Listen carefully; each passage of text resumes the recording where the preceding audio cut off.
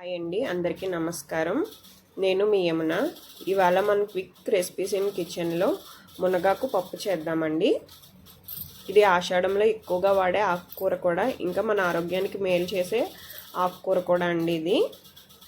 దీనివల్ల మనకు చాలా ఉపయోగాలు ఉన్నాయండి. ఆరోగ్యాన్ని ఇస్తుంది. ఇప్పుడు దీనికి కావాల్సిన ఇంగ్రీడియంట్స్ ఏంటో తెలుసుకుందాం. ముందుగా నేను ఒక కట్ట ఆకుకూర తీసుకున్నానండి, మునగాకు. దీన్ని తురుముకుని ఇలా ఒక గిన్నెలోకి వేసుకోవాలి. ఆకుకూరని దీన్ని శుభ్రంగా కడుక్కుని పక్కన పెట్టుకోవాలండి. ఇప్పుడు దీనికి కావాల్సిన ఇంగ్రీడియంట్స్ ఏంటి అంటే, ఒక కప్పు కందిపప్పు తీసుకున్నానండి. దీన్ని శుభ్రంగా కడిగి నానబెట్టుకోవాలి. ఒక అరగంట సేపు నానబెట్టుకోవాలండి. కడిగి పెట్టుకున్న పప్పు కొంచెం ఇలా ఈ కన్సిస్టెన్సీలో వచ్చేలా నానితే సరిపోతుంది. దీని తర్వాత దీనికి కావాల్సిన ఇంగ్రీడియంట్స్ ఏంటి అంటే, పచ్చిమిర్చి, ఎండుమిరపకాయలు, ఆవాలు, జీలకర్ర, ఎల్లుల్లిపాయలు.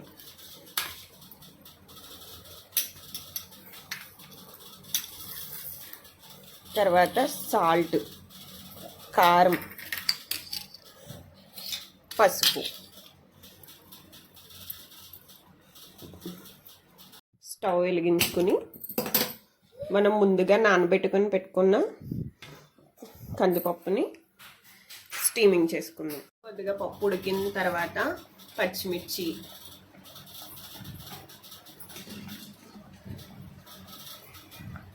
ముందుగా కడిగి పెట్టుకున్న మునగాకు వేసి కొంచెం సేపు మగ్గనివ్వాలి.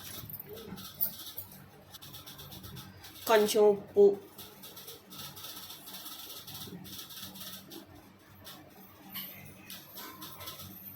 కొంచెం కారం, సరిపడే కారం, కొద్దిగా పసుపు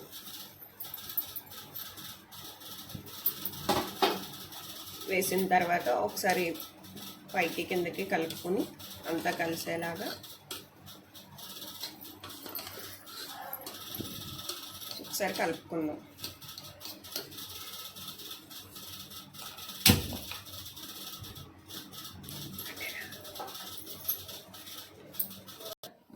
చిన్న బాండీ పెట్టుకొని దాంట్లో సరిపడగా ఆయిల్ వేసుకొని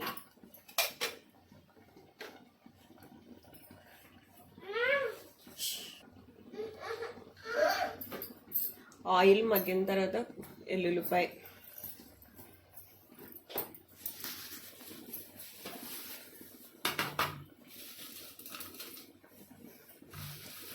ఎండుమిరపకాయలు,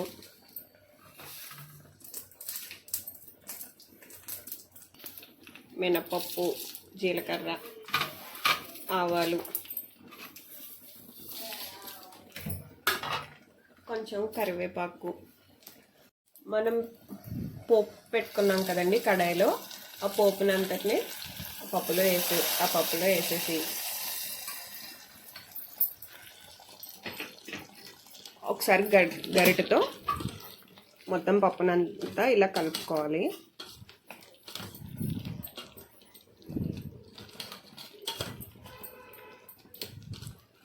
అంతే అండి, ఎంతో రుచికరంగా ఉండే మునగాకు పప్పు రెడీ అయిపోయింది.